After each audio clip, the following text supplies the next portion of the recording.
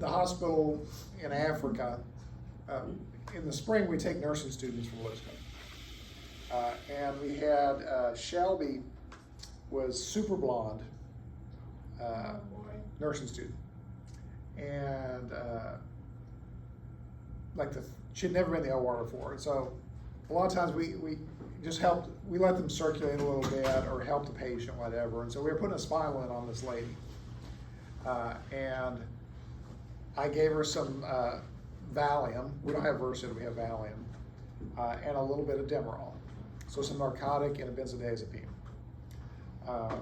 She was a little sedated, and I had Shelby, who was at the time wearing her white Lipscomb nursing coat, you know, the same one like everyone gets. She had that on. She's super blonde. The patient kind of falls asleep, and I'm prepping her back out. I numb her skin up, and it stings, and she looks up, and she looks at Shelby and goes, "Oh, I'm in heaven because white Jesus is here." And so the rest of the week, Shelby was known as White Jesus. In fact, she works at the Summit ER, and whenever I see her, I call her White Jesus.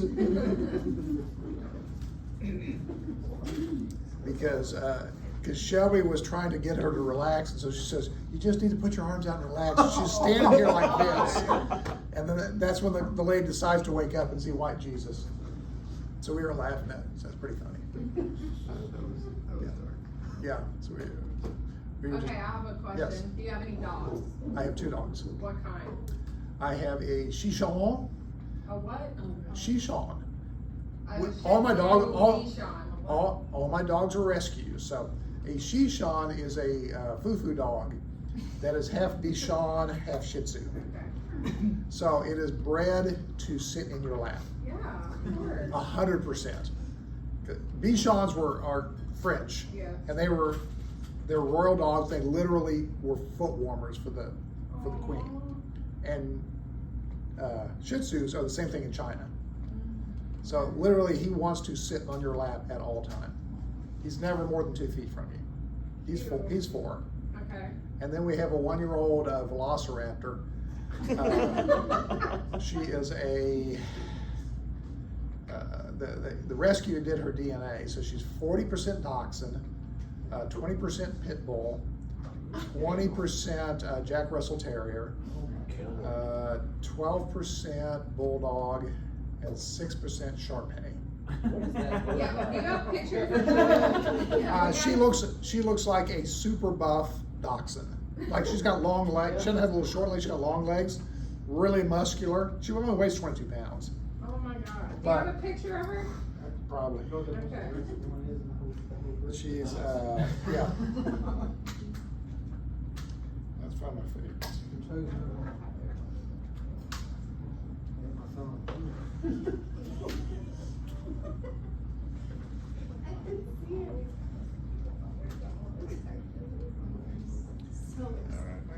I really want to know.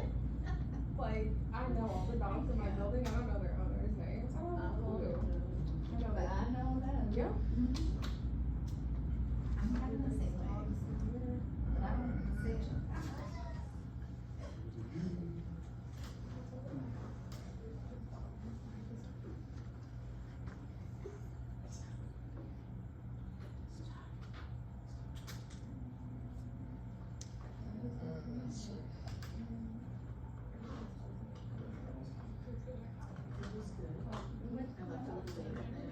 Well, I love you. Let's try that again. I was like, oh,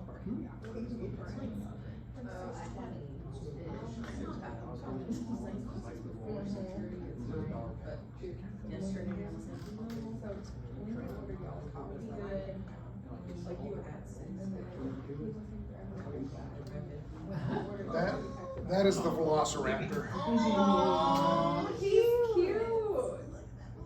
What's her name? That's Flo. Oh, Yeah, she's adorable. yeah. Puppies when they're 0 to 6 months old are super cute. From 6 to 2, they're Velociraptors. They chew everything. And But then she's so cool. And she, yeah, that's where she sits on her couch because she thinks that's where she's supposed to sit. Well, it is. That's her spot. Well, now she's learned that she's now become a cat and she's learned to sit on top of it. She's now, when she was small, she couldn't get to the couch. And so then when she got to the couch, now she can get to the back of the couch. So she sits on the back of the couch like it's a ledge. What about the other one? We have to see a picture of him. That's, I'm sure I've got, that's Otis. Aw. They're both really cute. That's after his haircut because he doesn't shed. Yeah. And so you have to cut his hair. Yes. He does look dapper. Yep. So He needs like a little bow tie. Yeah. yeah, he is Mr. Prim and Proper. He doesn't, he's a chicken, He's funny. except deer. Oh. He thinks he's a deer hound, He's cute. which is even funny because we had a deer hound that lived at one point. Was one of my favorite dogs, but he was, and so the deer hound literally was this tall and weighed 110 pounds. You know, he was bred to hunt deer. My wife got him another rescue. She was at Michael W. Smith's. She was a book club where Michael W. Smith's nanny was in the thing, so they'd always meet at his house. And he has a huge farm out in Franklin. And so when she got there, there was this ginormous dog that was super friendly and that was just sitting there greeting them, which they thought was one of his dogs. And then the property manager came up and said, "Oh, I'm going to shoot that dog because someone dumped him here." I'm sure they got him as a puppy, not realizing that he was going to be literally this tall and 100 pounds. But he was like the world's most friendly dog, but he was a deer hound. He was also, he was, you know, he's gray, and you realize like how close he is to a wolf, because at night you understand why people fear wolves, because he'd go in our backyard and you couldn't see him, and then he'd come running, all you could see were those two little red eyes where he's reflecting, and you realize like how fast a really big dog is. Yeah. He's like, you go, yeah, I can see if you're out in the wilderness, the whole wolves would be a bad thing. Dude, they're cute. I didn't know what that was, so I looked it up. Yes, He's cute. Well, these dogs are huge. yes, they're, Is it a Scottish deer hound? he was probably a hybrid between that and he's colored like a Scottish, but he's not quite as muscular as they are. But yeah, he was huge. Wow. They're cute. Let's see, and he's currently buried in the backyard, so. Oh, Lord. He lived what else do you do with your dogs? What do you do with your dogs when they die? You gotta bury them in the backyard. I had mine cremated. Yeah, you can have them cremated. You gotta get there. No, he's got buried. He's in a box beside my bed. No, it's a respect. It depends if they die at home or they die, you know, it's kind of like, you know, if they die at home, I bury them in the backyard. We've got like 3 buried back there. We were about to move though, so I didn't want to bury him in that. I know, well, that's That's fair. that's fair. What if they die in a Kroger? What? What if they die in a Kroger parking lot? Then I take them home and bury them. Yeah. Yeah, well, that's it. We've had lots of dogs, and they, you know, some have died at home. Some you have taken to bed and had put down because they, you know, my favorite lab we had to put down because she got to the point she couldn't walk. I have a granddaughter out there. What? I have a granddaughter out there. She's doing good. My wife's flying down tomorrow morning to see her. There's at least 3. I'm staying here because I've got to work. All right. Any other questions? So 2 dogs. Currently only have 2 dogs. I've had as many as 4. Actually, it's my wife. I told my wife she can only have 2 at a time now. We had 2 indoor, 2 outdoor. We had a lab and the wolfhound outside, and then we had a cocker mix, and then a real what was he? Say Shishan, but he's not. That was a whole set of dogs before the current two. Okay. They were all, yeah. And the funny part is the wolfhound would stay in the small dog house out back, and then the little lab, the 70-pound lab, would stay in the big dog house. Aw. Because we got the big one, the little one, because they were sized, and then they switched. So, all right, whatever. Stay wherever you want. And then, yes, and that's when the deer, we have lots of deer that by our house, and the deer hound would go nuts. We knew in the middle of the night when the deer were around, because he would say, he'd be zipping up and back the back fence, saying, I wish to do what I'm bred to do. Yeah. In fact, he scared one enough that it actually knocked a hole in our fence. It was obviously a buck, because we have aluminum fence, and you can see where the body of the deer hit it. And the straight stiles were like bent out like this. It literally looked like one of those cartoon, you're breaking out of jail. That's what it looked like. Luckily, the deer hound didn't think he could fit through that hole. He could have, he just didn't think he could. Because if he got out, he'd still be running today. Because, yeah, there are deer all over where we're at. In fact, right now we've got a mom and 3 yearlings that we live close to a creek, a river, and so they just go up and down the river. And I know it's getting close to breeding season because a couple bucks been sniffing around. So clearly mom is there. They can smell her. So I had bucks kill one of my trees in the front by scraping the velvet off their antlers. They scraped all the way around the tree and took the bark all the way off, killed the tree. So I know. So I have two youngest trees. We just probably have to wrap them up. That's your Did you baby. find her? I sure did. I dressed her up as a reindeer. That's your baby. You like her more than you like her. Without a shadow of a doubt. Like, that ain't even a competition. I'm telling Rufus. You can tell it. Who's this big? Yeah, twice. I'm fighting too. All right. So let's do a little rehash from last week. Was antiarrhythmics, and class 1, 2, 3, 4 is what you got to remember, and what each one does. Like I said, our job is we're moving ions around. We're blocking ions or letting ions in, and then that way, once you remember what each class does, you can make sure that you don't add other drugs in that same class. That's the important part and then type 1, A, B, and C, all about the sodium channel, because that all shows up on tests. All right, so you're going to use antiarrhythmics some in your career. You won't use them for every patient. You're going to use these on every case. This week, next week are stuff you're going to use every case from here till the day you retire. Inotropes and vasopressors.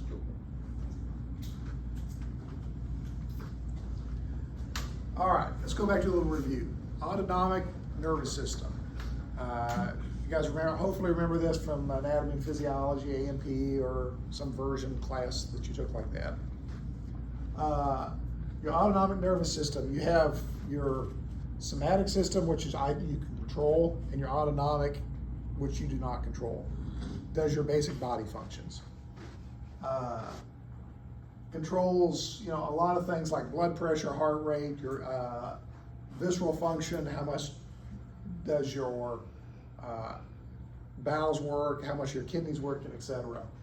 Do you pee or not, etc., and temperature. That's its primary job, is to function in the background and keep you awake and functioning. All right, so you have going to the top down, this is your central nervous system, and then obviously as you drop down the spinal cord and go out, it becomes a peripheral nervous system. And then you have The afferent, which is sensory input in, we care about that a little bit, but primarily most of our patients are going to be asleep and you don't care about that much. Then you have the efferent division, which is broken down into your somatic nervous system, which is the voluntary things. Those are the things your brain controls. Well, if you're a baby, your brain doesn't control it, but you learn as you grow how to control your muscles.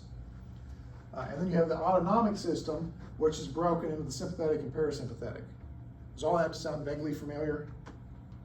Nod, yes, no. See if is Lily nodding? Yeah. All right, good. All right, so autonomic, sympathetic, parasympathetic. Where we work is in this area here. Neuromuscular blockers that we talked about 2 weeks ago work here. General anesthetics work here and here in this area. So what we're going to talk about today is sympathetic, parasympathetic medications. All right. They're sympathetic and parasympathetic are the yin and the yang of the autonomic nervous system.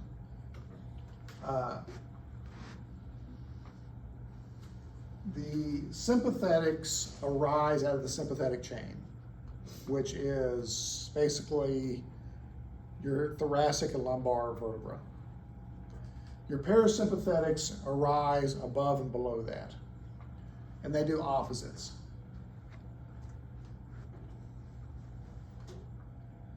Sympathetic nervous system is the famous fight or flight, right? It's Talladega Nights. It's the cougar in the car, right? Put that cougar in the car. You're going to be, gotta go. That's and then what you have to learn to do is control that. Thoracic and lumbar, T1 to L2. The sympathetic chain runs parallel to your spinal cord, and you have sympathetic outflow.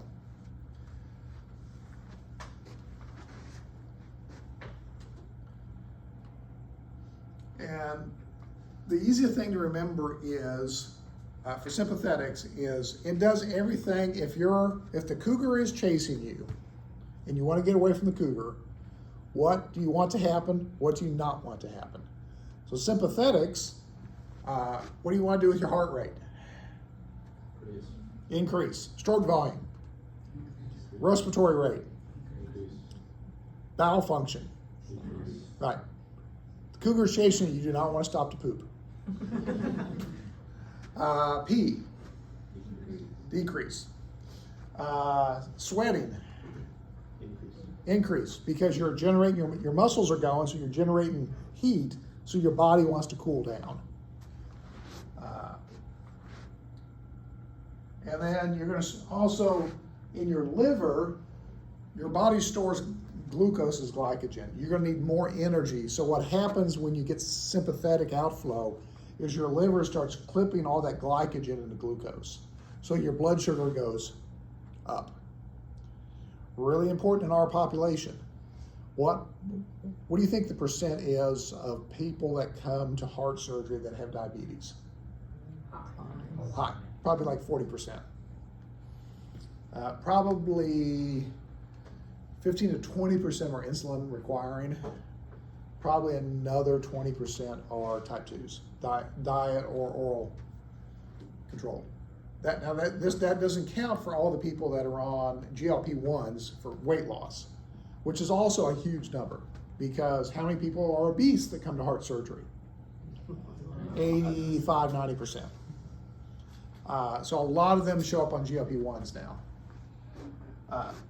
So anyway, so there's what you, so your pupils dilate. Why? Because you want to see, you want as much light as possible coming in your eyes. Because if you're running from the cougar, you don't want to trip over something. You don't want to salivate. Because you've got all this air going in and out. You don't want to choke. So your salivation goes down. And then everything else goes for running. Obviously, your parasympathetics, also we'll stay with this a little bit. Sympathetic nervous system, neurotransmitters. The preganglionic, your neurotransmitter is acetylcholine. You'll find in the body that uses acetylcholine as your primary neurotransmitter for the presynaptic, almost across the board. Your postganglionic neuron secretes noradrenaline or norepinephrine, depending on where you went to school. So what happens is you got all this noradrenaline, norepinephrine at your end plates causing all this activity. So from our standpoint, if we infuse norepinephrine, we're going to make the body think the sympathetic nervous system is working. So all those things will occur. Parasympathetic is rest and digest. It's the exact opposite. So think parasympathetic is I'm eating lunch. So everything's going to be the opposite of the sympathetics. So my pupils are narrow or not dilated, because number one, that allows me to fixate on what's in front of me. Dilated pupils, I have better distance vision. Constricted pupils, I have better close vision. I want to see what I'm eating. Obviously, I'm going to have more saliva. My heart rate's going to be down, blood pressure down. My GI tract's going to work. My bronchi, I'm not going to be dilated. I'm going to be back to my baseline. And once I eat, I'm probably going to have to pee. So your body, as you go through the day, is this balance between parasympathetic and sympathetic. If you're laying down at night, you're probably heavily parasympathetically driven. If you're standing up, walking around, you're sympathetically driven. Most adults are sympathetically driven. If you look at the balance, they're going to be more sympathetic than they are parasympathetic. There are some people that have very active parasympathetic systems. We've all known them. How many of your friends, when they draw blood, they faint? You know friends, or you do that? Yeah, my friend does. Yes. You'll find all the nurses, how many times you've been told, hey, if you stick me, I paint every time I get an IV start. Those are people that are heavily parasympathetic driven. They're not walking around parasympathetically driven, except if you stimulate them, if they get excited, parasympathetics kick over, which vasodilates them, drops their heart rate down, and they go, if they're standing up, they go. So remember that. You got the cougar in the car, or I'm eating lunch. That's the extremes of both systems. Parasympathetic obviously comes out of your cranial nerves and your sacral nerves. The biggest thing that it runs is the vagus nerve. The vagus nerve runs through your body, and it's the primary parasympathetic input for most of your body. And it arrives out of your lower brainstem.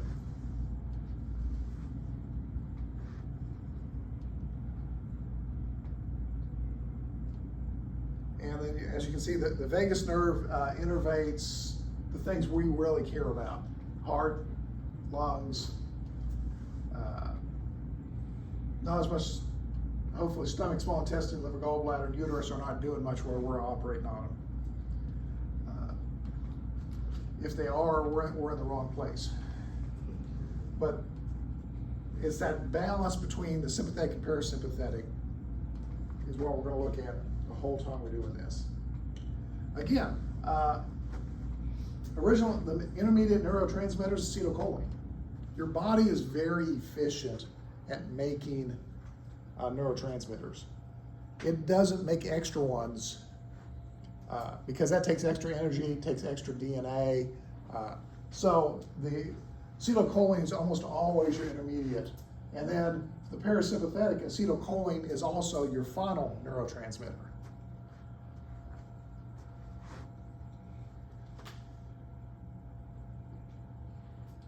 You may have learned sludge. And there's a kind of a pictorial of what happens. So, as you can see, acetylcholine is always your intermediate neurotransmitter. So if you're parasympathetic, acetylcholine is your final.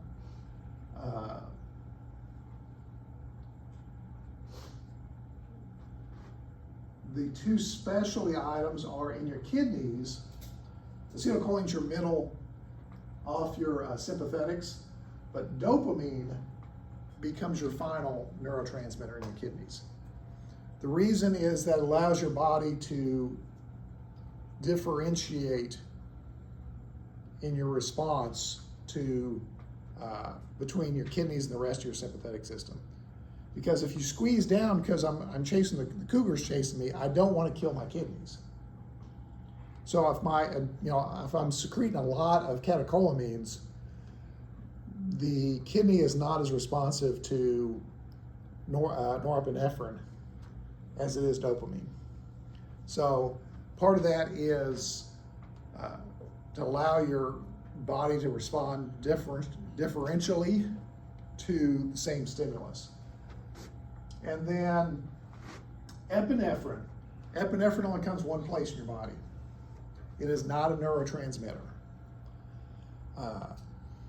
Going back to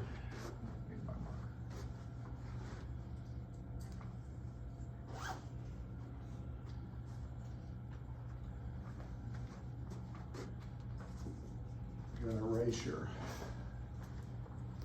You guys need this? No.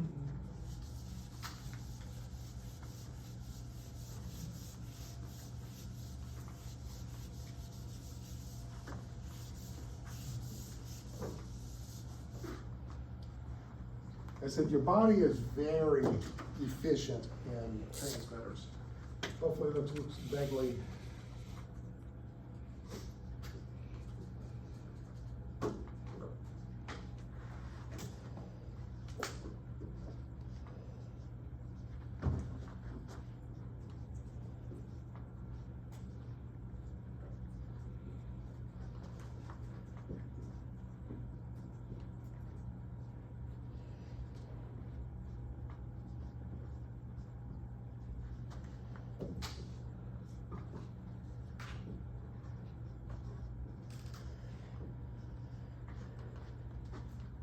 That look vaguely familiar from biochemistry, from anatomy and physiology.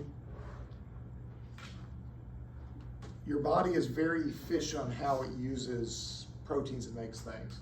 So tyrosine is a protein, amino acid. It gets metabolized to L-DOPA. L-DOPA gets metabolized to dopamine. Dopamine gets metabolized to norepinephrine. Norepinephrine gets metabolized to epinephrine. These all have different uses in your body. Dopamine is your primary neurotransmitter in your brain for movement. Epinephrine is your neurotransmitter for your sympathetic system. Epinephrine is secreted by your adrenal glands when it is stimulated by the sympathetic system. So circulating, your body doesn't circulate a lot of norepinephrine because it's a direct neurotransmitter. It circulates a lot of epinephrine. So when people say, you squeeze your adrenals, I get nervous, get that, during a game, or, you get that kind of jittery feeling, that's because you have epinephrine circulating. So this is all in a single chain of synthesis, so that your body's very efficient. So all it needs is enough tyrosine, and then you can make all these transmitters. What that also tells you is, for us, is that if you infuse this, they will have varying amounts of cross-reactivity for receptors. Because norepinephrine looks a lot like epinephrine. It's not identical, but it's really close. Dopamine looks like norepinephrine. So if you infuse epinephrine, if you infuse it at high enough rates, you can stimulate dopamine receptors. If you infuse norepinephrine, you can stimulate dopamine receptors. Because they're all in the same family of chemicals. So you have to remember that when you start infusing stuff that you may hit receptors that you're not meaning to hit. Does that sound, have you guys seen that before, that concept? I got It's been a one. long time. It's been a long time, yeah. So that's, so in motor nerves and sympathetic nerves, they're all the same family of transmitters. If the patient's Parkinsonian, they take medications, they take L-Dopa as a pill, because that helps the body make dopamine, which helps you have motor function. So here, what you see what happens here is in the kidneys, you start secreting dopamine. But if you go too long, so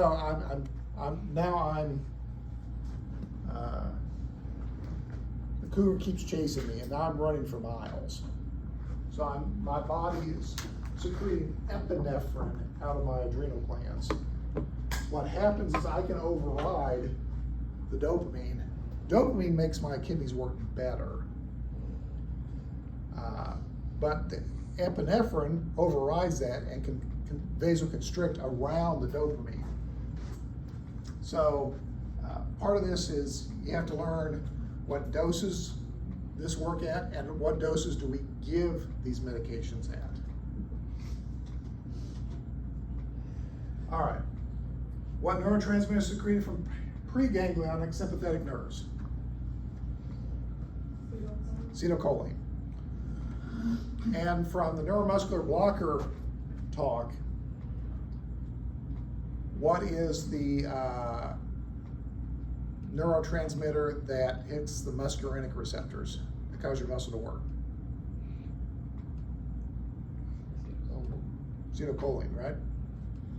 So what happens if we reverse them with acetylcholine is broken down by cholinesterase. What happens if you give someone a cholinesterase inhibitor? Increases the acetylcholine. So you increase the acetylcholine. Not only increase the motor, you also increase it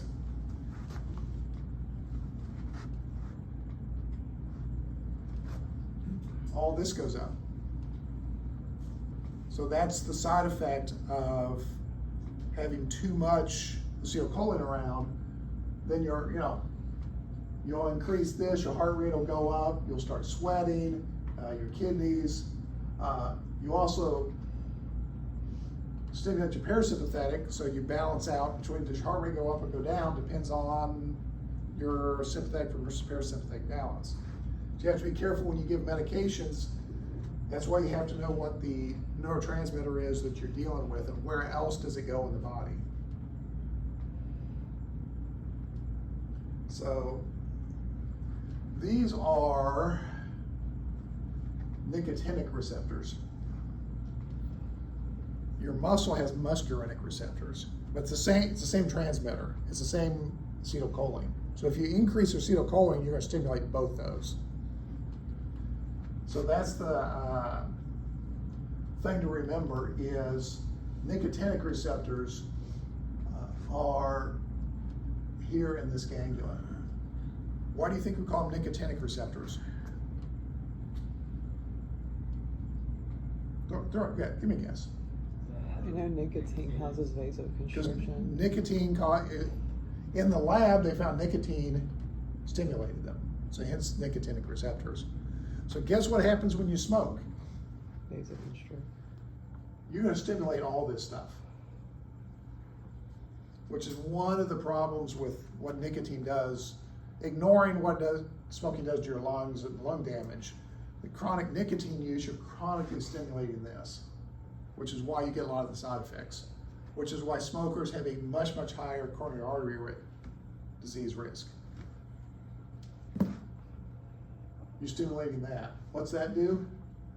Secrete your in-plate neurotransmitter, norepinephrine, which then vasoconstricts everything.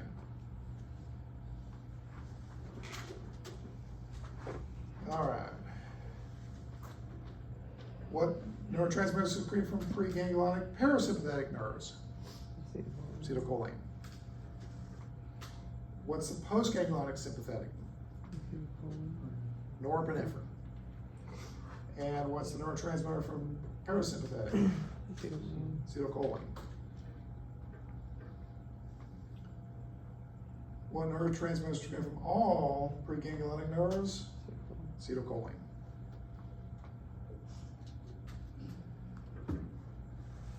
All right, so let's talk about medications. Norepinephrine, as I said, tyrosine dopa, technically L-dopa, dopamine and norepinephrine. Storage, your body creates them. Epi and norepinephrine is stored in vesicles in the adrenal medulla. But it's also secreted as the standard neurotransmitter in your sympathetic system. So that those nerve endings have lots of norepinephrine in them. And so you release as a stimulus comes down the nerve. So you see that nerve go from negative 90, to positive. Once that you go positive on that nerve, you open up calcium channels. Like I said, our entire career is just moving ions around, blocking them or opening them up. We're going to open up calcium channels. Calcium channels open up, they release the neurotransmitter. So if you're in your adrenal gland and that you stimulate your sympathetic system, your body starts circulating norepinephrine to epinephrine. It's biased towards epinephrine. It depends. Each person secretes a little different percent, but primarily it's epinephrine out of your adrenal gland. So all of a sudden in your blood stream, you have all this epinephrine circulating. You have some norepinephrine, but you also have norepinephrine from all your sympathetic end plates. So if you draw blood, if someone's in the middle of a sympathetic stimulation and you draw blood from them, you will find norepinephrine and epinephrine circulating because your nerve endings are dumping out norepinephrine and your adrenal glands dumping out epinephrine.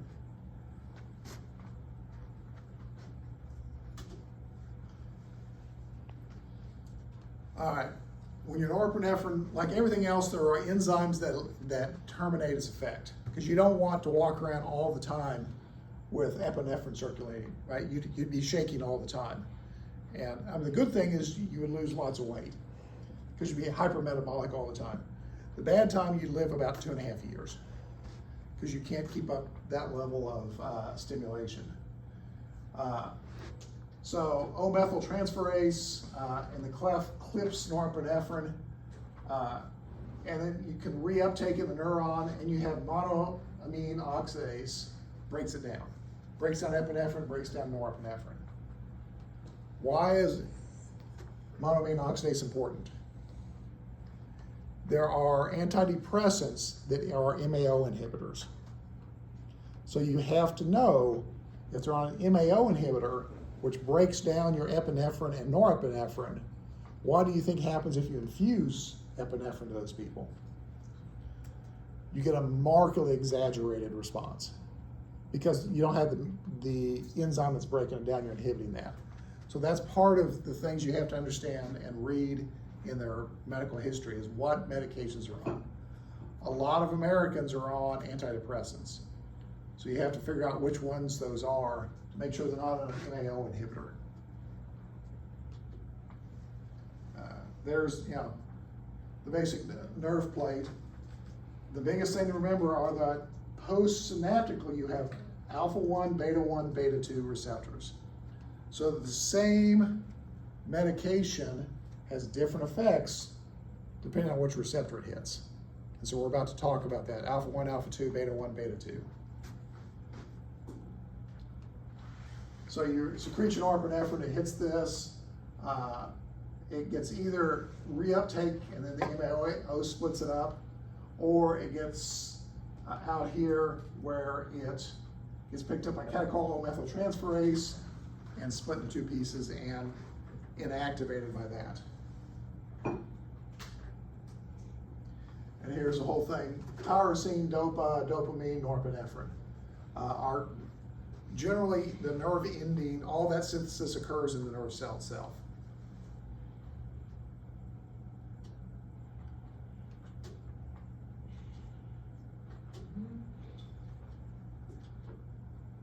All right. Let's go back to this one thing here.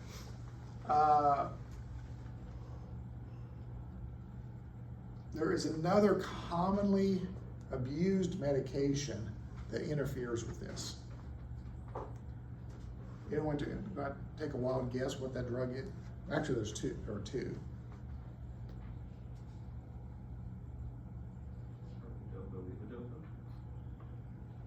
Yes, but that's only if you're in Parkinson's, which you would know about. You're talking about the stimulants for like Adderall and Ritalin? What class are Adderall and Ritalin in? They're pretty much like meth. They're pretty much like meth because they are meth. Yeah. They're amphetamines. So methamphetamine works here. What it does is a reabsorption inhibitor. It keeps the majority of your effect of your neurotransmitters are terminated by reabsorption of the nerve itself. It reabsorbs them. So amphetamines work by inhibiting that reuptake, which means that you have more circulating norepinephrine around, which means, because why do people take amphetamines? They want to be up, right? That's why they're illegal in the Olympics. You can't use them if you're an athlete because it makes your athletic prowess better. It destroys your body, but you do records until you die. So methamphetamine, which currently in Tennessee is the #1 abused medication. What other medication, also very similar to methamphetamine?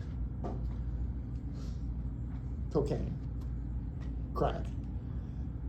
Cocaine is a norepinephrine uptake inhibitor, just like methamphetamine. So when patients come in on meth or cocaine, you have to know, are they acutely intoxicated? Do they have circulating methamphetamine and cocaine in their system? Because then any catecholamine that you give them will have a markedly exaggerated response. Because when these vesicles dump, there's no reuptake, so they sit in these receptors much longer, so you get a much more exaggerated response. And so you need to know that if I'm going to give a catecholamine as a pressor, I've got to take that into consideration. And because I can tell you from experience that acutely cocaine intoxicated people can come with blood pressures like 240 over 180. And oddly enough, they also dissect their arteries at much higher rates. Having done emergency heart surgery on an acutely cocaine intoxicated person, that was a lot of fun. Because their blood pressure was 240 over 180 to start. They dissected their LAD and they couldn't get a stent across. So they come emergently to the operation to do a CAB emergently in a cocaine intoxicated patient. Getting them to sleep was fun. Keeping the blood pressure down was incredibly hard. And then we got the surgery done. And then what do you think happens in the recovery room when their acute intoxication goes away? Withdrawal. They have withdrawal. What happens with catecholamine methamphetamine withdrawal? Their catecholamine reserve crashes out. Right, they have no catecholamine reserve. So then what happens is your blood pressure goes to crap, your heart rate they become vaguely dominant, So the heart rate goes down, your blood pressure goes down, they don't squeeze at all. And so then you end up infusing more than the normal amount of catecholamines post-op. So, your perioperative course looks like this. Blood pressure up, blood pressure down, blood pressure up, blood pressure down.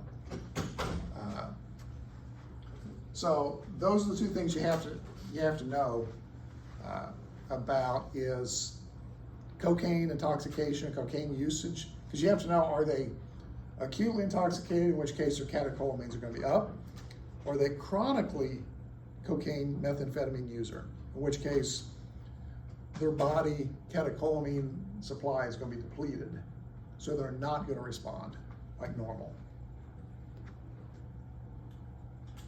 Is there a way to artificially increase and decrease that? Your catecholamine amount? We're about to talk about that. That's our entire job, is to give them catecholamines, to take catecholamines away. Then acetylcholine, same thing. Again, calcium channels. Acetylcholine is rapidly hydrolyzed by what? Acetylcholine esterase. So you're gonna clip it into pieces so it quits working. It's pretty easy. Acetate choline, hence the name acetylcholine.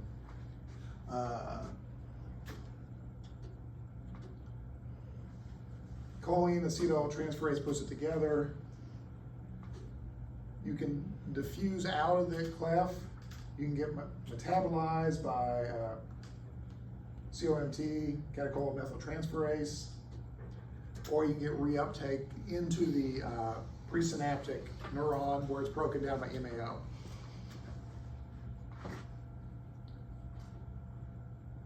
All right, let's talk about receptors. When you secrete that norepinephrine out, you can hit alpha 1, alpha 2, beta 1, beta 2.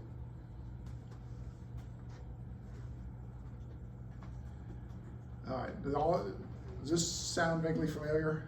Get a nod? Alabama's nod? Over here nods, yes. Is Lily nodding or Lily asleep? All right. All right. Alpha 1. Alpha 1.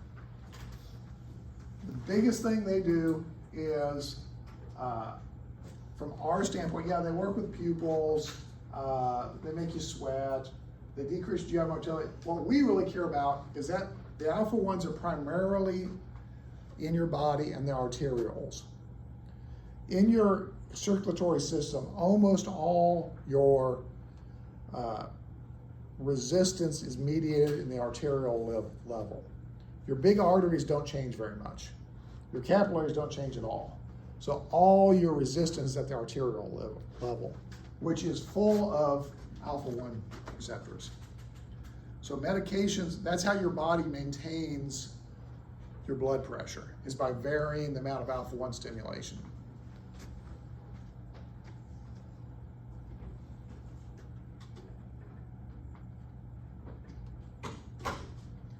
All right, then you have alpha 2 receptors. Most alpha 2 receptors are preganglionic, presynaptic. They're on the presynaptic nerve. When you stimulate them, what they do, they give you a negative feedback. So if you stimulate alpha 2 receptors, they decrease the amount of norepinephrine that's secreted. What that does is keeps your body from getting into a vicious cycle where the more epinephrine is secreted, the more it stimulates it. So the alpha 2s turn it down. That's important because we have intravenous alpha 2 agonist.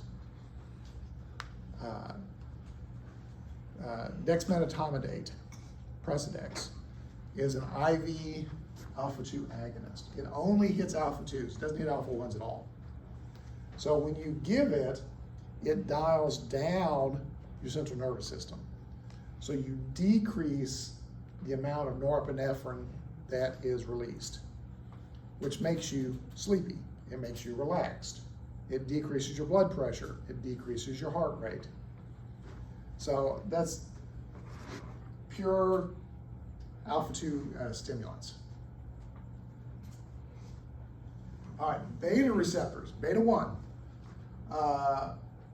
primarily lives in your heart.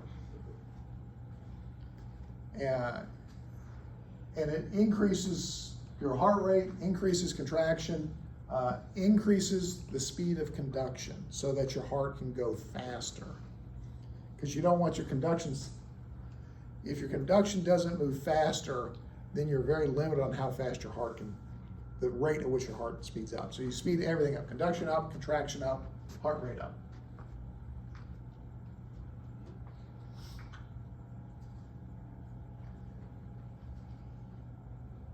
All right, beta 2s.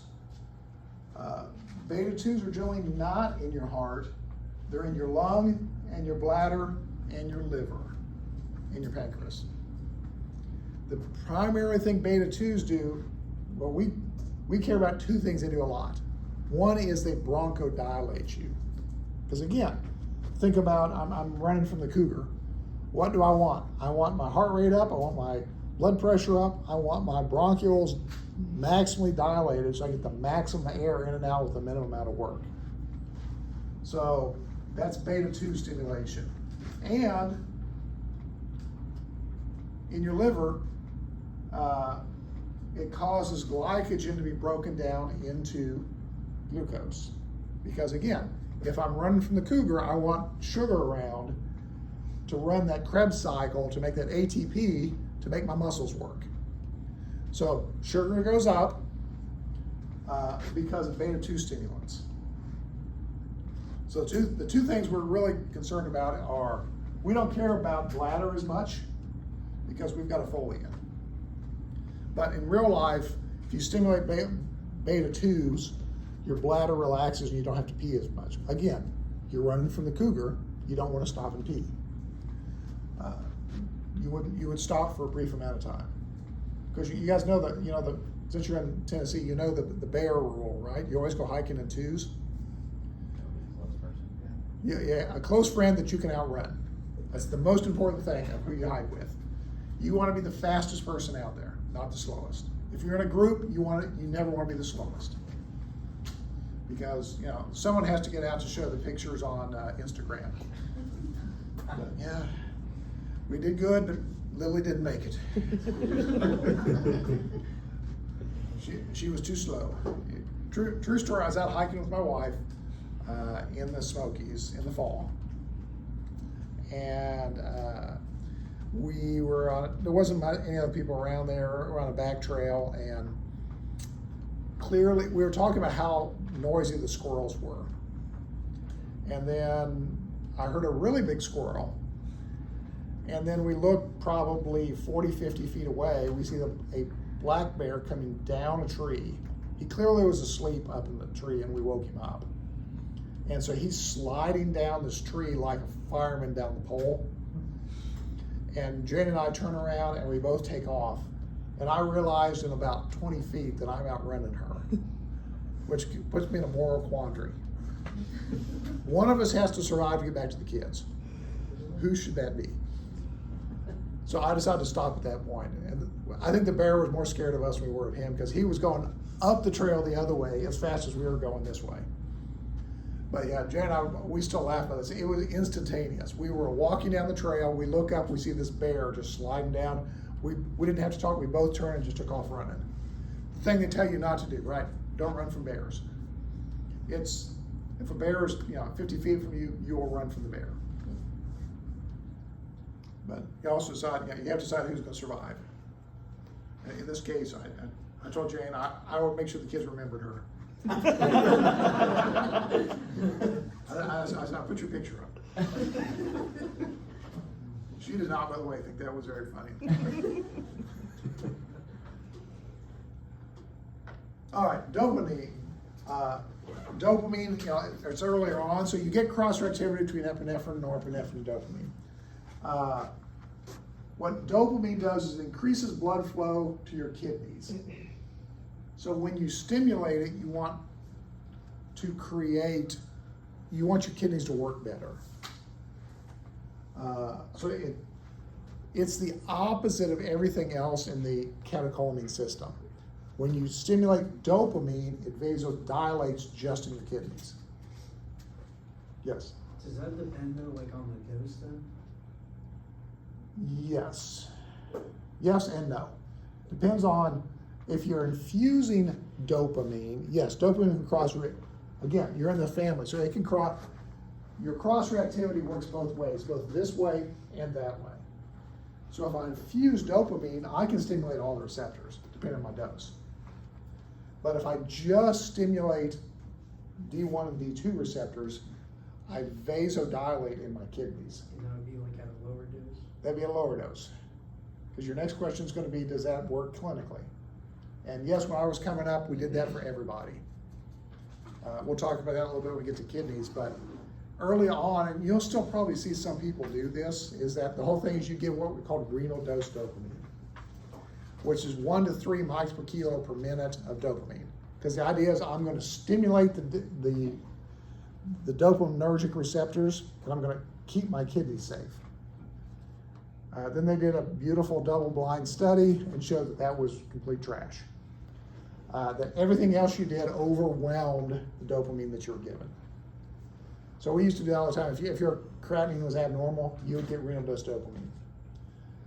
And what the thought was that we protect kidneys. It doesn't. Because it's too weak a relative receptor compared to everything else we give. The alpha receptors will overwhelm it. And you won't get the renal venodilation. All right, so inotrope definition is it enhances cardiac contractility and increases cardiac output. Sympathomimetic is that it acts like the sympathetic nervous system, which means it's a catecholamine type medication. All sympathomimetics are inotropes, but some inotropic agents are not sympathomimetic. Inotropes are a bigger class sympathomimetics. Now, most of what we give are sympathomimetics.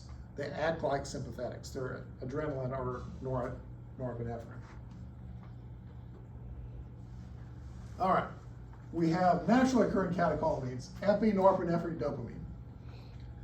You probably won't see dopamine hardly used at all, because if you go to St. Thomas West, they come off pumping epinephrine on everybody. If you're a Centennial, it's kind of a mix. Synthetic catecholamines, isoproterenol, dobutamine, dopexamine. And then you have synthetic non-catecholamines, ephedrine, phenylephrine. Isoproterenol is a pure beta-1 agonist. It only hits beta-1, which if you want beta-1 stimulated, is a great drug. The only time I've ever used it, in status asthmaticus, you can use it because it'll stimulate some beta-2s as well.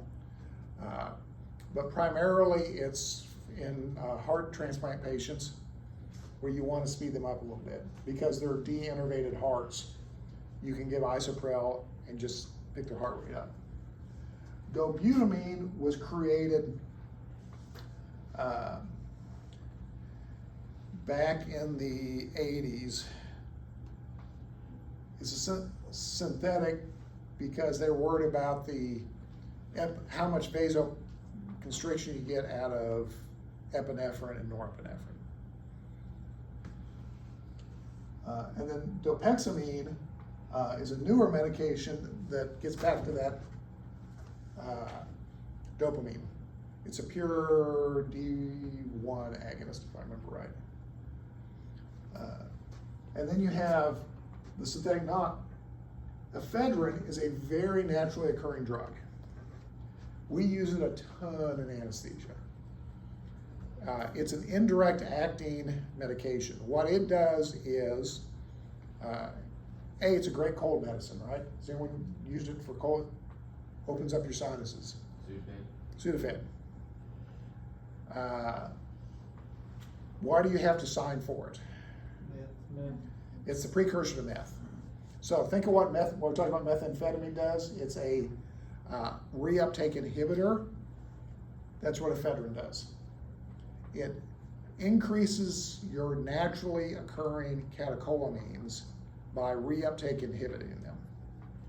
So the way it makes your blood pressure go up is by increasing your own catecholamines.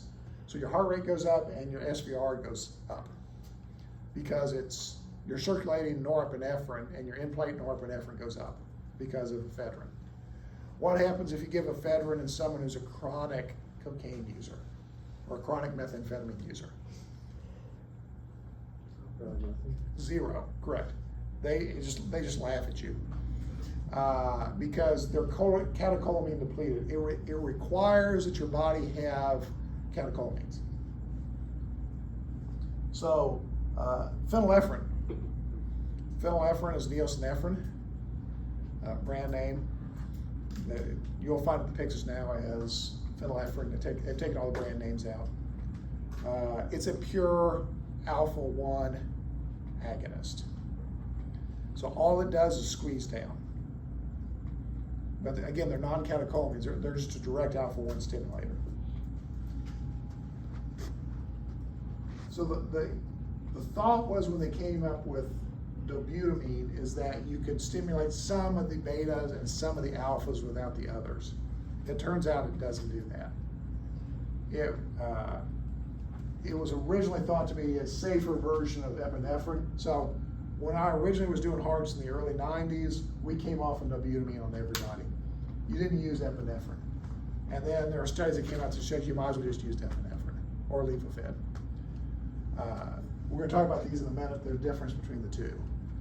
And so what happens is dobutamine really went way down. You will still probably rotate places that use dobutamine as a standard inotrope. It works. It originally was thought to be better than norepinephrine or epinephrine, and now we're getting to the point that we've gone back to norepinephrine and epinephrine. It's got a niche use, but it's not used very much. All right, clinical uses obviously for us, inotrope, coming off pump. If you have heart failure, you're on pump, that's what we use it for. Vasopressors, same thing. If you've got enough cardiac output, but you want your SVR up, you squeeze it. And then treat bronchospasm, we're probably not going to do that very much because hopefully all our people are intubated. And allergic reactions, which again, hopefully we're not causing in the OR. Little biochemistry for you. There's your catechol ring. So a benzene ring with a couple hydroxy groups on it. And then getting back to what we talked about, all the receptors activate G proteins. Alpha, beta, and dopaminergic are all G protein reactors. And when you activate G proteins, you make more cyclic AMP, which then opens up calcium channels. So when you think about it, everything that we're doing is we're increasing the amount of calcium flux into the cell.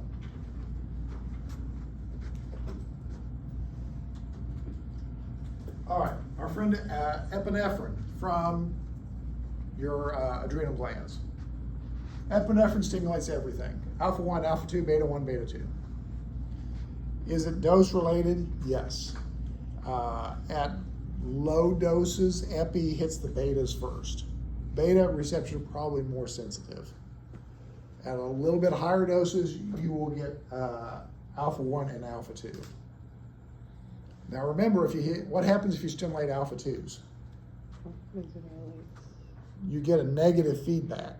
So you don't want to stimulate alpha-2 unless you mean to do that. If you're coming off and you need inotropy, you really don't want to stimulate alpha-2 as much because that decreases your body's own catecholamine release. But that's epinephrine. So this is, like we said, this is the cougar in the car. Your body secretes epinephrine. We use it, obviously use it, once you take ACLS, we use it ACLS. If you die, the first thing we give you is epinephrine. And then you would use it, we use a ton for myocardial contractility to come off pump. All right, dosing. Like I said, you get low doses. Each of these receptors is sensitive at different range.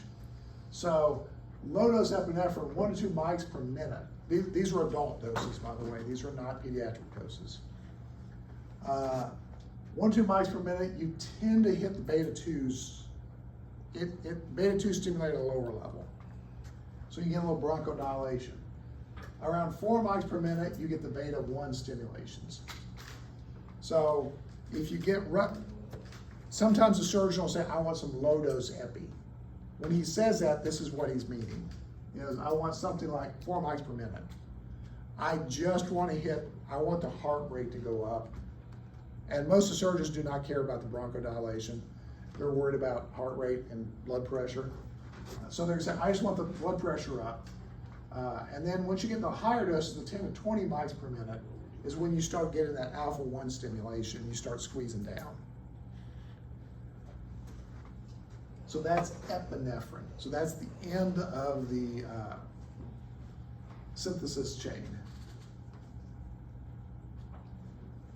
The biggest thing epinephrine does, because remember, what causes your liver to create glucose? Beta 2. So epinephrine really can cause your glucose to go up. So we have to watch that intra-op because a large number of patients are diabetic or they're glucose intolerant. They may not have a definition of diabetes, but they're glucose intolerant. Their glucose is all over the place. So you have to watch it. If you're infusing epinephrine, you got to make sure you're checking your sugars regularly because it can make your sugars go up. All right, norepinephrine. One step back. Levofed's the original name for it. It's probably on the Pyxis now just as norepinephrine. The biggest difference is what's missing? Beta 2. Does not stimulate beta 2 to any great extent. So as a result, what you do is you get fat, your contractile state goes up, your heart rate goes up, you hit those alpha 1s, so you squeeze, but your sugars tend to be less bothered by norepinephrine than they are by epinephrine. Which is why you'll see most of the people are coming off pump now on norepinephrine because we have so many diabetics. And this tends to increase your SVR more than epinephrine does. With the drugs like this that stimulate both alpha 1 and alpha 2, does the alpha 2 response not? The alpha 2 response is less sensitive than the alpha 1 response. If you look up in the lab data, they can tell you what micromolar per milliliter that you start stimulating these receptors. But basically alpha 2 is less sensitive than alpha 1 is. The betas stimulate first. So if you do low dose epi or low dose Levofed, you're going to get tachycardia first because it stimulates the beta 1s first. Norepinephrine, like I said, doesn't do beta 2s, so you don't have to worry about sugar. It also is not a bronchodilator. So if you're worried about asthma or they're bronchoconstricted, this is an emergency, you use epinephrine.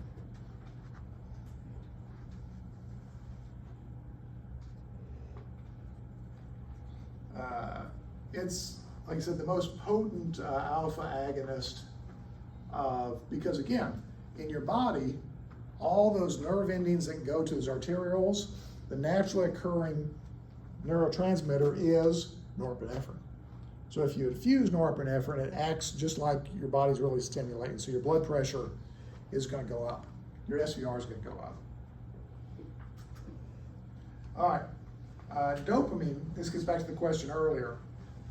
Dopamine's obviously earlier in the synthetic pathway. It can, depending on your dose, you can stimulate everything. Alpha 1, beta 1, beta 2. Dopamine really doesn't hit alpha 2s hardly at all, but it also hits D1 and D2s, which are dopaminergic receptors. Much more than norepinephrine and epinephrine don't hit D1, D2 very much. But D1, D2s are much weaker. Their response is much weaker. So they're vasodilators in your kidneys. But if you can overcome that vasodilatation by hitting the alpha 1 receptors in your kidneys. So what happens is if you infuse norepinephrine or epinephrine, you're going to squeeze them more than you're dilating them with the dopaminergic receptors. So your net is you're going to decrease blood flow to your kidneys. So that's dopamine. Don't use it very much anymore, except classically you'll read, sometimes you'll still get, I want him on renal dose dopamine. Renal dose dopamine works if you're not giving any other catecholamines. If you give any other catecholamines, that effect gets washed out because the other catecholamines are stronger stimulants. Like I said, increase cardiac output, increase urine output. It does increase urine output. However, if you give other catecholamines, you overwhelm the response. This is what I was taught when we were coming up. We had renal dose dopamine, which we put everyone on 2 mics per kilo per minute. It was a pain when I was doing hearts as a resident because we literally had to set dopamine up, you had to set levofed up, you had to set up phenylephrine, you had to set lidocaine drips. And so everyone was on everything. And then the whole,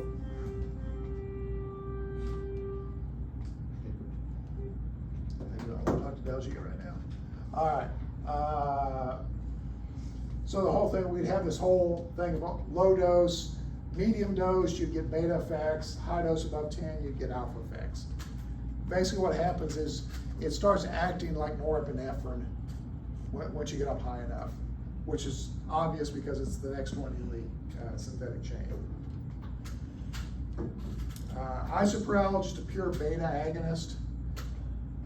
About the only time I said you'll see it now is heart transplants. We use it as for increased tachycardia, and sometimes you'll see it in the pediatric world. You'll see it a lot for bronchodilation.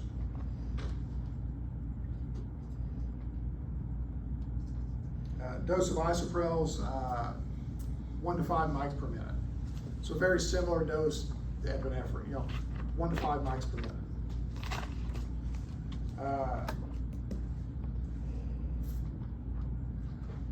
Dobutamine was created because the thought was it only hits beta 1s.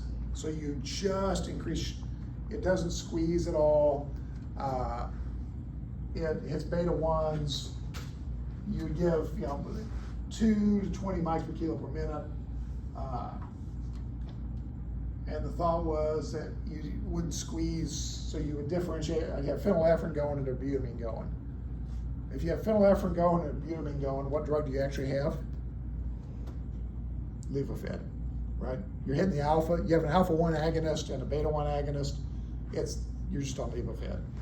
And so that's why you don't see this used near as much, because the reality is we found out we were basically just giving 2 medications that are doing what 1 medication could do. So you'll still see this around, because the thought in the lab, it's a pure beta 1 agonist. Clinically, it crosses over, and so you'll get some alpha stimulation out of it, depending on the dose. But we used to do the whole thing is we used to do, because the thought was these were pure agonists when they came out, so we would do dobutamine drips to come off pump, and we do dopamine to protect the kidneys. And then some double-blind studies are done which shows that they cross over clinically, so that the dobutamine was wiping out any amount of dopamine renal protection that we were getting. All right, dopexamine is a newer drug. It hits the D1 dopaminergic receptors and hits beta 2. It definitely helps your kidneys. And so sometimes, depending on where you're at, you will see this used. This is a newer drug that probably does similar to dopamine, that may actually work. However, again, the same caveats apply, is that this works for this as long as I'm not infusing norepinephrine and epinephrine. Because if I can put you on all the dopexamine you want, but if I put you on levofed, I'm going to overwhelm the dopexamine dopaminergic stimulation effect, and I'm going to squeeze down. So I'm going to net decreasing my kidney blood flow depending on what else I'm infusing. But you'll see this used on patients with borderline renal function.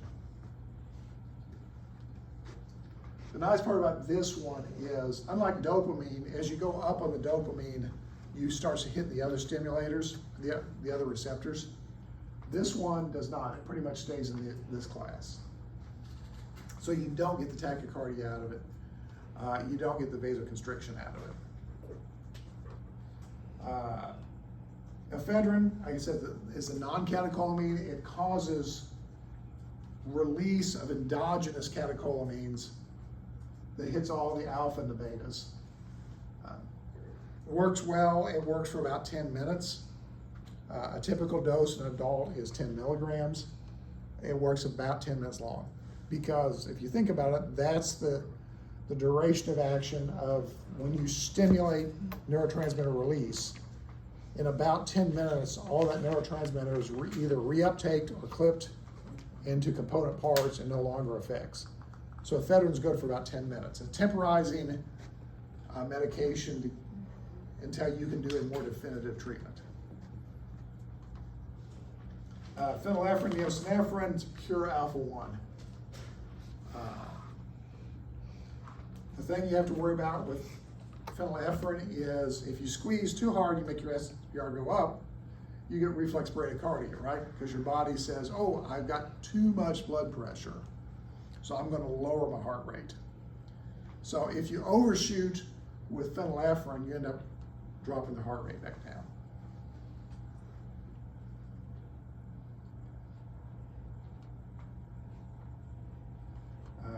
We use it a lot because it's just a pure alpha agonist. So you don't have to worry about increasing myocardial oxygen consumption because I'm not getting tachycardic, I'm not increasing my contractile state, I'm not increasing my stroke volume. You have to worry about this with is if I have low stroke volume and I give phenylephrine, my SVR goes up, what happens to my stroke volume? It goes down. Because now my SVR is too high in my heart, which has a limited pump volume, well, limited contractile state, can't push against the pressure. So my stroke volume goes down. Because cardiac output is what? Stroke volume times heart rate. And blood pressure is my cardiac output in relation to my resistance. So if my resistance goes up, to maintain blood pressure, my resistance goes up, my blood pressure, my cardiac output has to stay the same or go down depending on what my body wants to do with that blood pressure. And so I have to be very careful that if I have a fixed cardiac output, because I have bad stroke volume, I have pre-existing heart failure, or I have ischemic heart failure. If I squeeze that SVR too hard, I can have the reverse effect, which is that even though my SVR goes up, my blood pressure goes down because I create too much resistance. Does that sound? I'm getting blank stares.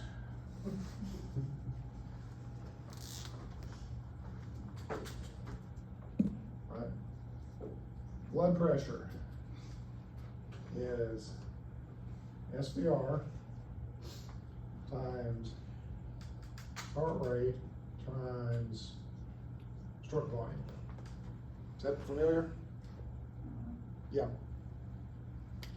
So this works as long as all these variables are adjustable. Right? If my heart is, if my body, where's your blood pressure regulated at? Carotid bodies, right? Your carotid bodies look at pressure and go, I have enough perfusion from your body wants to perfuse your brain. And so my carotid bodies look and say, do I have enough perfusion pressure? Yes or no? It's a yes-no algorithm. So it says, I don't have enough blood pressure. So what am I gonna do?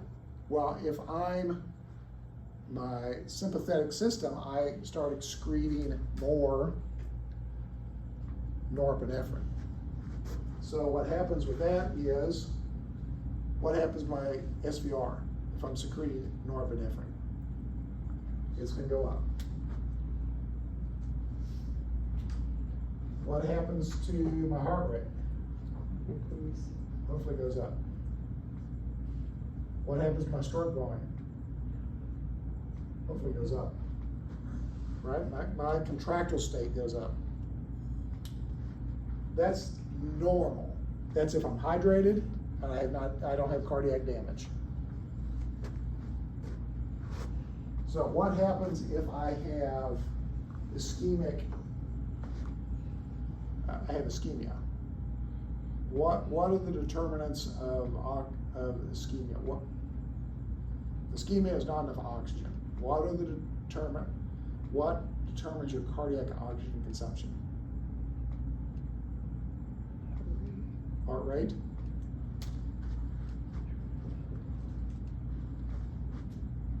Contraction. Contractile state. We'll call it contract. Traction. And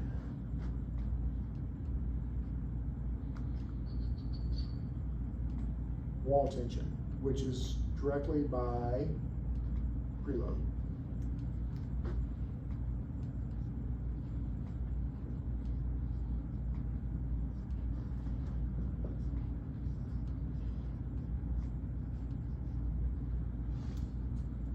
All right, so I'm ischemic. Wait, what is that determined? Wall tension is determined by the preload. No, all three of those. That's myocardial oxygen consumption. The three variables of myocardial oxygen consumption. So if you have ischemia, I'm having chest pain, what do? You give them beta blockers. Why? Drops your heart rate. Beta blockers drops your contractile state. And you give them nitroglycerin, which does two things. It's a coronary artery vasodilator, and it's a venous vasodilator. So it decreases your preload, which decreases your wall tension. So, but if you have circulating catecholamines, all this goes up, right? Because your heart wants to create more cardiac output. But if you're ischemic and you cannot increase your stroke volume because ischemic muscle doesn't work, your stroke volume can't go anywhere. And if you increase your heart rate and that gives you ischemia, makes your ischemia worse, you don't want your heart rate going up. So all you get is SVR going up. But your SVR goes up, but if this doesn't go up, what happens to your blood pressure? It goes down. Especially if because stroke volume is determined by preload, right, how much volume's coming in, what your contractile state is, and what your afterload is. Because if my afterload's too high, I can't pump as much blood out. Now, afterload doesn't have anything to do with ischemia. It doesn't have to do with myocardial oxygen consumption, but it has to do with your stroke volume. It's a balance between what's my afterload what's my preload, and what's my contractile state. That determines my stroke volume. So if I'm ischemic and I increase my afterload, I can actually decrease my blood pressure because I can't pump. Because what I've done is I've got a fixed, what you worry about is when you get ischemic, you have a fixed cardiac output. I can only pump so much.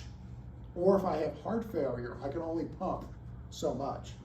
So if I increase my SVR, if this is fixed, right? This is cardiac output. That's it. That familiar? Heart rate times stroke volume is cardiac output. So if my cardiac output is fixed and I increase my SVR, sometimes my blood pressure goes up. Sometimes it goes down. Because if I have a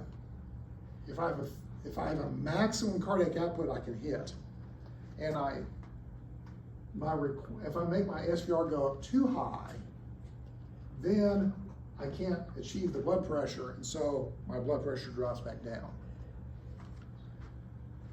That's a hard concept because normally that's not how it works normally. But in ischemia, that's how it works. That's why you'll see if you give people phenylephrine drips, you can actually lower their blood pressure because they don't have enough cardiac output to overcome the SVR that you've squeezed up.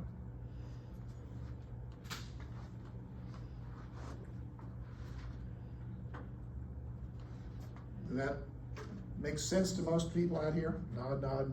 Is Lily nodding or is she still asleep? She got cut off, but we have a video. Oh, there it is. Oh, there she is. All right. So yeah, that's the hard part about this is that you can actually increase your SVR but drop the blood pressure because it's a complex interplay between cardiac output and SVR to give you blood pressure.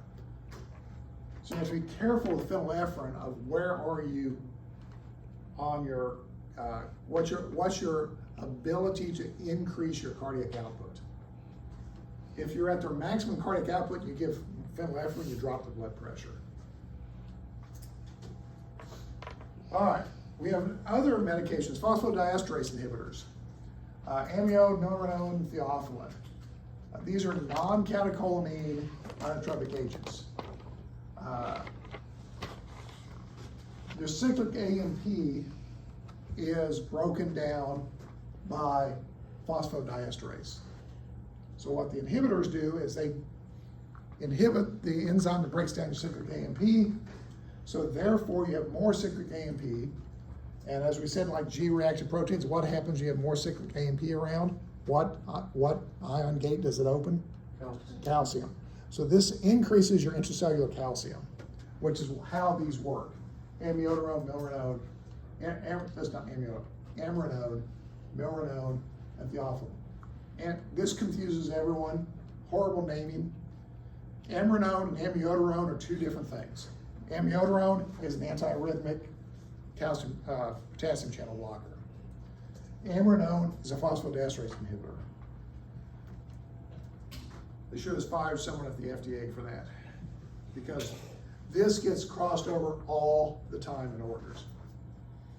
Someone gives a verbal order for one and they get the other. So that's how they work. So you have more cyclic AMP, which means more calcium channels stay open longer, more calcium flux. The nice part about phosphodiesterase inhibitors, you will hear them called inolators for inotrope vasodilators. Because what they do is they increase calcium, increase your contractile state, but they will also lower your SVR so that your stroke volume goes up easier because they're pushing against less resistance. So inolators work. Now, things you have to worry about is if Again, it's this complex interplay here of SVR and cardiac output. You have to increase the cardiac output more than you decrease the SVR in order for the blood pressure to go up. Each patient is different, they respond differently. Sometimes you'll put milrinone, we use a lot of milrinone, and then their blood pressure goes down. Now, I mean, if you've got a SWAN or a TEN, the cardiac output went up, but their SVR went down so much that they can't keep up. So like everything else, you have to know how these work and what happens if it doesn't work the way you think it was going to work. All right, vasopressin. Another receptor for you, V1 receptors, vasopressin receptor. This is a new receptor in the last probably 5 to 8 years. Vasopressin, nothing on beta, nothing on alpha, but V1 receptors act like alpha 1 receptors. They cause vasoconstriction. Now vasopressin is antidiuretic hormone. So if you give a lot of vasopressin, your urine output goes down because you're signaling the body, hey, I want you to resorb fluid because I need more circulating volume. So you have to be careful with this medication. This works great in small doses. You have to be careful if you're on infusion because they'll retain fluid. But this is vasopressin, antidiuretic hormone. Extremely potent vasoconstriction. In fact, it's now early on in ACLS. The cons, it's really good. The cons are it can cause, because the V1 and V2 receptors, vasopressin is very close to Pitocin, which is, if any of you have been on labor and delivery, is what causes uterine contractions. So if you give vasopressin to an awake patient, you can get uterine constriction. So for half of you guys, that's not a problem. For the other half, they may complain a bit. It also causes your GI tract to work. So you'll get nausea, vomiting, cramping, etc. So it's a great drug. We use it a lot as a second and third line agent when other things aren't working. Yes. Just, so I've like already read ahead to the dilators. Yeah. And I know the hydralazine is given to pregnant women. Would you then want to avoid vasopressin because of its? If you're pregnant, yes. Okay. Because the issue is that it's so much like Pitocin that it'll cause labor to contractions. And you also find it's not uncommon, is not the right word. It is not rare that we end up operating on pregnant women. A lot of them have pre-existing valvular disease that in term pregnancy, your baseline cardiac output goes up 50%. And so what you see, the classic one we see is, I'm pregnant with my first baby. I did not know I had a valve disease. I get about 24 weeks pregnant. And all of a sudden, and that's the point at which your cardiac output really starts going up. All of a sudden, the resting cardiac output is now 50% above baseline. I've got almost always aortic disease of some sort. And all of a sudden, I can't catch my breath because I now have functional aortic stenosis.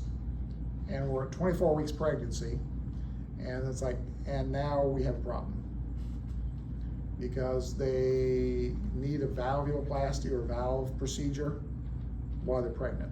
So then we get to go on and do bypass surgery on a pregnant patient and do a valve replacement. So that's a whole other level of expertise of now we have to monitor the baby and uterine blood flow while we're on pump.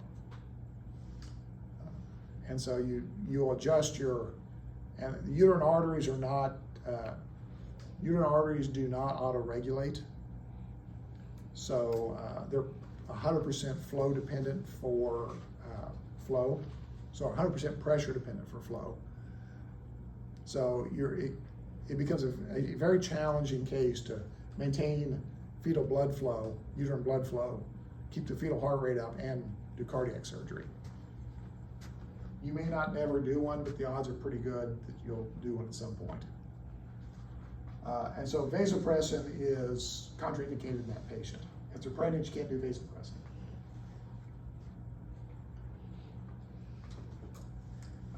Calcium, we use a lot of calcium coming off pump. It is not unusual that we give a gram. The reason is, obviously, when we think about it, what ion do we want for heart rate? What ion do we want for contractile state? Calcium. And so a lot of times calcium gets bound by things. And so we'll give some calcium as we come off. And also use potassium to cardioplease somebody. And so calcium is the antagonist to potassium in the conduction system, so you'll increase their calcium. So it's not unusual to use calcium coming off pump. And also works temporarily as a increases your contractile state.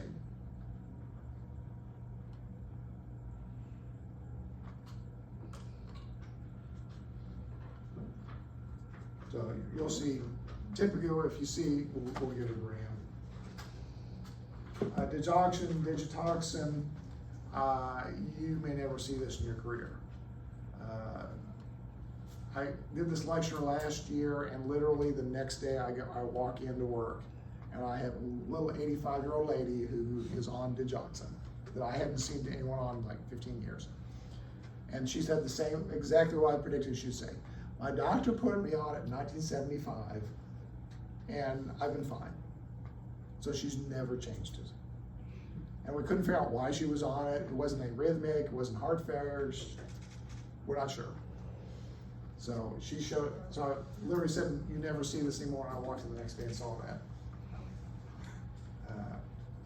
The way digoxin works is that it inhibits the sodium-potassium pump, which you increase sodium levels, which if you increase sodium levels, you increase the amount of calcium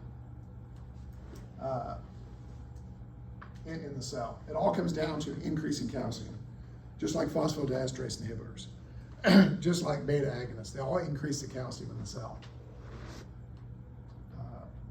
And so it causes,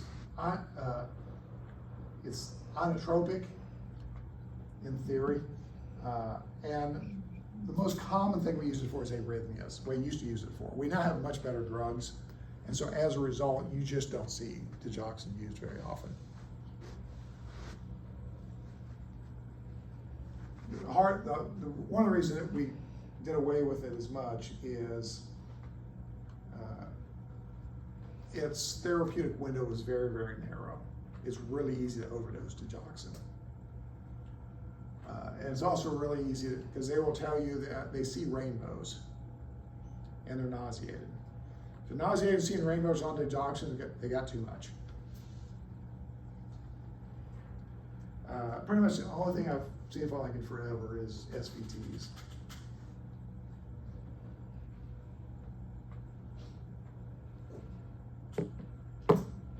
And the problem is that it was used as an antiarrhythmic, but it actually causes worse dysrhythmias than it cured. And like I said, very, very, very narrow therapeutic window. You may see it, it's still on the test, it's still out there. Like you said, I hadn't seen it in 15 years and had a lady walk in on it. And that's, you'll probably in the next 5-10 years, it'll go away. Because we have much better drugs to treat what we have. All right. Inotropic vasopressors. So it's all about just sympathomimetics, alpha 1, alpha 2, beta 1, beta 2, dopamine 1, and V1, vasopressin 1. The inolators work by phosphodiesterase inhibitors, increase calcium. Digoxin works by increasing calcium. Beta stimulants work by G protein, increasing cyclic AMP, which increases calcium. So we pay a lot of attention to what someone's calcium level is, because that's what we want moving around. We pay attention to sodium, potassium, and calcium. Chloride kind of goes with the other two. We don't replete chloride because you get potassium chloride or sodium chloride. So the chloride kind of comes with it. So things we really pay a lot of attention around are calcium, sodium, potassium, and the other one is magnesium. Because magnesium interferes with calcium flux. So if you get too much magnesium, your calcium doesn't work as well. So you want to, you'll see that a lot, depending on where you go when they run labs. That's the things they're going to look at. All right, let's see. Any questions? That's inotropes and vasopressors.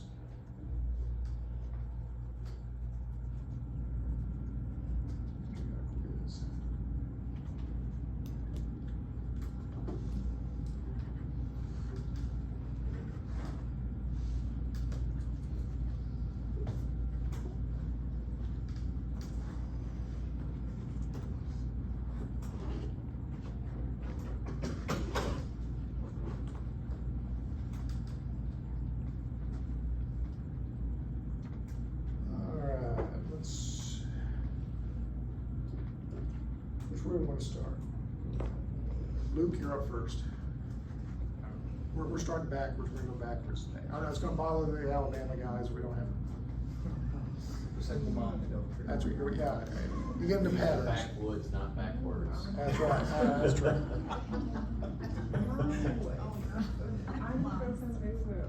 All right. Number one.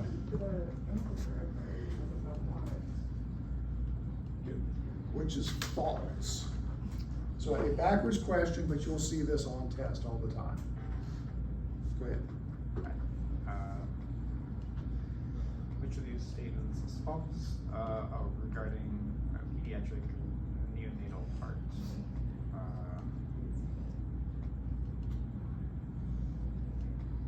Clearly, I have the answer highlighted. Like I said, everything else I want to know is the why, not the what. The what is easy. You can memorize that. The why is you got to think. I like wives.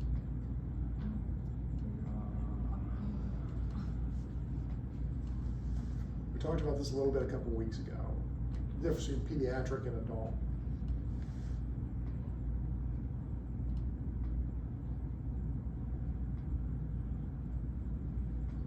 I don't remember why. All right.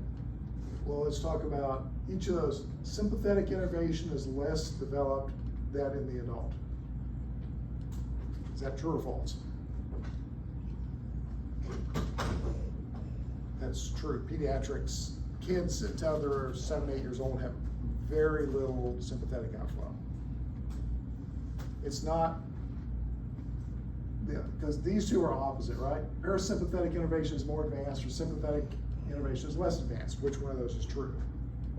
The answer is sympathetics are less advanced. They have the same amount of parasympathetic innervation as an adult. They just don't have the sympathetics to balance it out. Because when you're 2 feet tall, you don't need sympathetics to keep your SVR squeezed. Your blood flow flows fine. So that's why parasympathetic is not more advanced equivalent to adult. It is, sympathetics are less advanced than the adult. Now, the ventricle is less compliant. It doesn't have as much muscle in it. So therefore, it has a fixed stroke volume. So they're 100% heart rate dependent. Yeah. And cardiac output is not very dependent on heart rate. That is a That's a completely false statement. That's a completely false statement, yes. So you have, so the biggest thing on pediatric hearts is, remember, they're sympathetic, they have very little sympathetic input at all. And they have your heart grows dramatically as a child. And it grows by adding muscle. Connective tissue is there, you just add muscle. And so by the time they get 10, 11, 12, they're like adult hearts. They can increase their stroke volume. But prior to that, they are relatively fixed stroke volume. All right, number 2. 75% of all parasympathetic nervous system arise in this nerve. Vagus. It's the vagus. The vagus nerves arise at cranial nerves, and it provides 75% of the parasympathetic input to your body. The other 25 comes from your sacral roots, which have to do with bowel and bladder function. All right, alpha 1 stimulation. Who's next? It causes vasoconstriction because it increases the calcium for smooth muscle contraction. Correct. It causes vasoconstriction. It's not dilation, it's not bronchodilation, it does not cause heart rate. Beta 1 stimulation causes increased heart rate and contractility because it increases the muscle fiber. Right. And beta 1s are only, where are the only place you find beta 1s? In your heart. So beta 1s are primarily cardiac. All right, beta 2. Beta 2 stimulation, C, causes bronchodilation because it relaxes the smooth muscle. Correct. And so beta 2s are primarily found where? Lungs, pancreas, and kidneys. So when you stimulate beta 2s, what are the 2 things that you're going to get? Increased blood sugar and bronchodilation. Increased blood sugar and bronchodilation. So if you give them, which of all these, from here on out, which one hits, the only one hits beta 2s? Epi. These will not hit beta 2s. I mean, actually, the reality is if you get this high enough, it's going to cross-react. But you're going to be in like massive doses of this. Well, when we say it doesn't hit it, we mean in normal doses, it's not going to cross-react into beta 2s. All right, where were we? Number 6. Number 6, vasopressin lung stimulation is B. It causes vasoconstriction, and that's because of the increased calcium uptake in the cell. Right, same exact, they all mediate through the same thing, which is that they open calcium channels. All right, number 7. What is the mechanism of action of Norrin? It increases CAMP due to inhibition of phosphodiesterase because phosphodiesterase breaks down CAMP, which then allows more calcium because it keeps the channels open. Right. So the more cyclic AMP you have, the more calcium channel stays open. The more calcium channel stays open, the more calcium flux. The more flux you get, the more your muscle. The stronger your muscles are, the more they can constrict.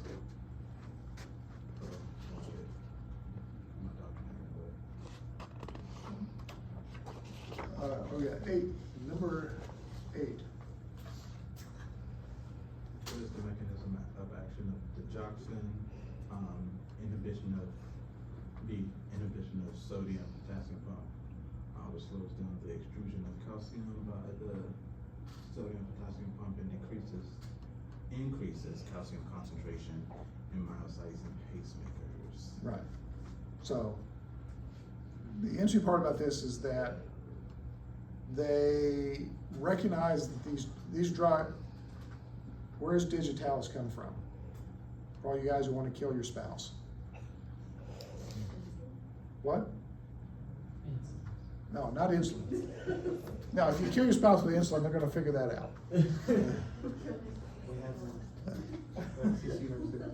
Where? This? Yes, foxglove. Yeah. And it was, if your horses or cows got into foxglove in your pastures, they would all die. And then somebody looked at it and said, how did they die? Then realized that they were having heart failure. And so they took foxglove and ended up just a scientist out in his field, in his house in the country, came up and figured out what digitalis is and concentrated it and found out it was a horrible poison. And then started looking at some more and realized that at low doses it actually helps you. At high doses it kills you. So foxglove is a naturally occurring glycoside. And so they secreted it. So that's where it actually came from, noticing that if your horses got into foxglove, they would die. And so you learn, don't let my horses eat that. Don't let my cows eat that. And then, which is interesting, this piece of random data, what was the average price of a good horse in 1812? So back during the horse era before there were cars.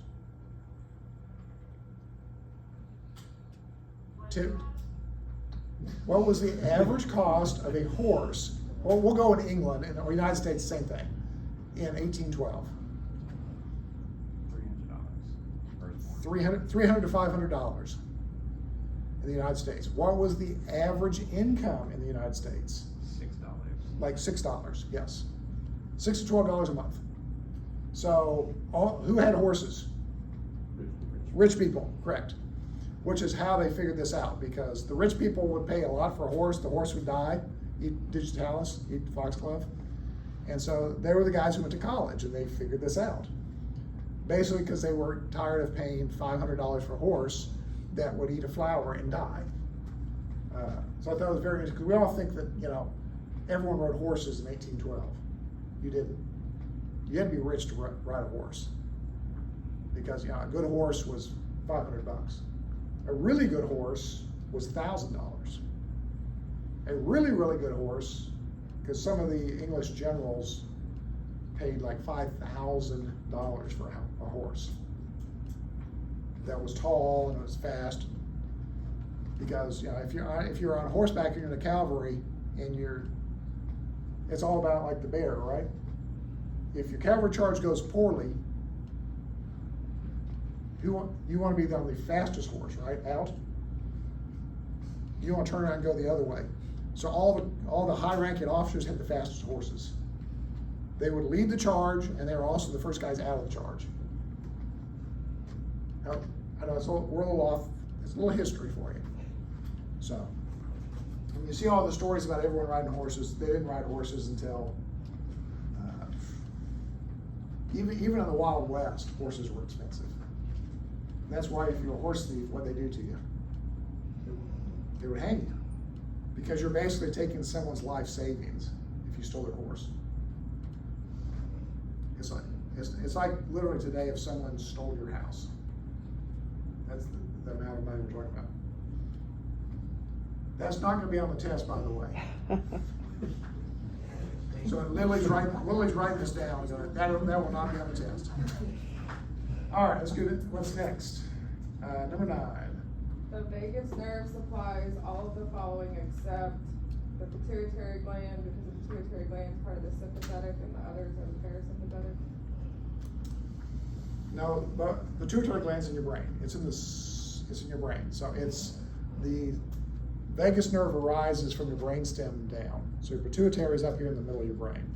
So it receives neither sympathetic nor parasympathetic input. All right, number 10. Although, let's go back to this. What medication? What drug is secreted by your pituitary gland, though? ADH. Antidiuretic hormone, SIAD, which is vasopressin. So that actually is secreted by your pituitary gland. All right, number 10. What neurotransmitter is secreted from both the embryonic sympathetic nerves? It's norepinephrine. And that one. All right, so where's epinephrine secreted by? Adrenals. What? Your adrenals. Yeah, it's not a neurotransmitter. It's stored in your adrenals and it's excreted into your bloodstream. So it's a circulating catecholamine. All right. What neurotransmitter is secreted from preganglionic sympathetic nerves? And that would be acetylcholine. Right. Acetylcholine's the universal preganglionic transmitter. Number 13. What is the neurotransmitter secreted from both preganglionic and postganglionic parasympathetic nerves? Acetylcholine. All right.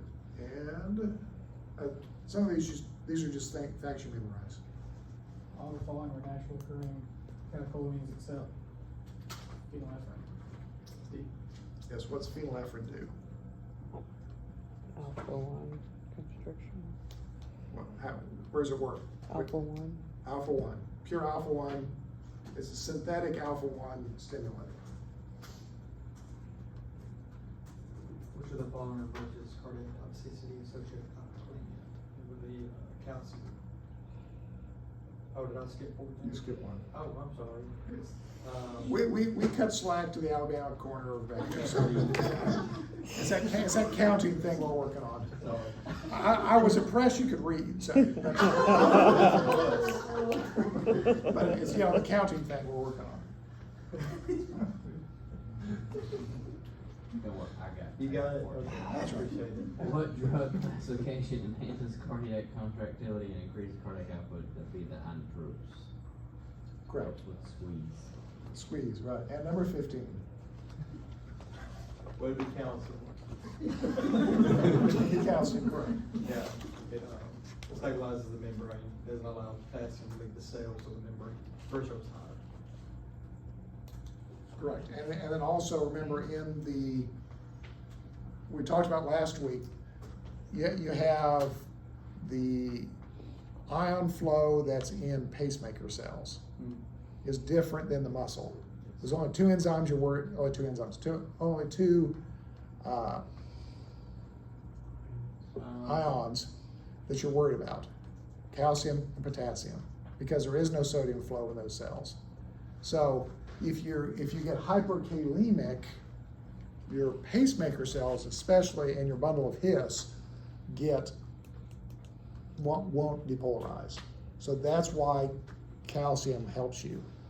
Is that yes, calcium stabilizes in muscle cells, but in the pacemaker cells, you get an imbalance of too much potassium and not enough calcium. The pacemaker cell won't depolarize. So what you have to do is give calcium to equal out at those particular pacemaker cells. Like I said, everything we do is pretty much moving ions around. We're either opening pores or closing pores. All right. Oh, number 16. So we don't have, I guess, Lily will answer this one for you, since you probably can't see the screen. All the following are phosphodiesterase inhibitors except dobutamine, because dobutamine is what?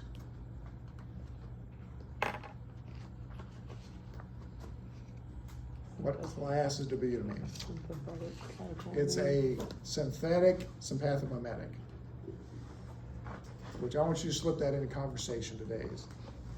Synthetic sympathomimetic. I want you to throw that in conversation with somebody. But that's dobutamine. So dobutamine was created to only hit the beta-1 receptor. Which it kind of does at low doses, but what you find out is that you want some of the other receptors, and so it's not used as much anymore as it used to be. It used to be the drug of choice. Everyone came off of dobutamine, but now you're seeing much more epinephrine, norepinephrine, depending on which hospital you're at. And actually, you'll also see a fair amount of milrinone. Again, depending on the hospital and depending on the surgeon. They all have their perfect, what you're gonna learn is every surgeon has the perfect cocktail for every case. And they can't understand why nobody else uses their cocktail, because it's perfect. And so you end up memorizing, actually you write them down. That, if it's this doctor, he wants this dose milrinone, he wants this dose, you know, norepinephrine, and then you give a gram of calcium. Once we're off pump, you give a gram of calcium before you start the, you know, pick another medication. But yeah, they all have you'll find they're very patterned. And they all have, and then every facility has the perfect recipe. That they, again, don't understand why everyone else doesn't use their recipe. Because like everything, your recipe gets determined by your patient population, because different,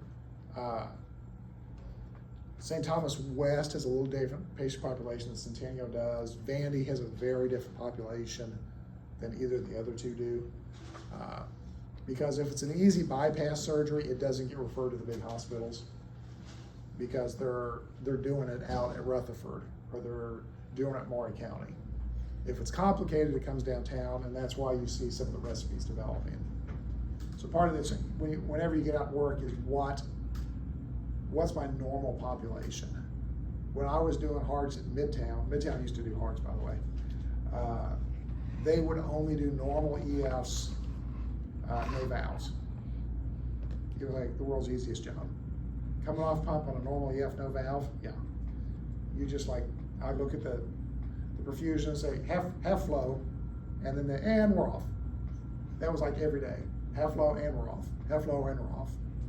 Give me 500, give me 500. And you got all your volume, good, we're done. That was like every day. Because if they're complicated, they went to West. If there were valves, they went to West. The only valves we would do are like straight up aortic valves. They have normal EFs, which are, again, easy to come off on, because once you fix a valve, that heart is so happy, it's about to jump off. It jumps off on its own. So, but you know, you will learn where you're at depending on what your patient population is.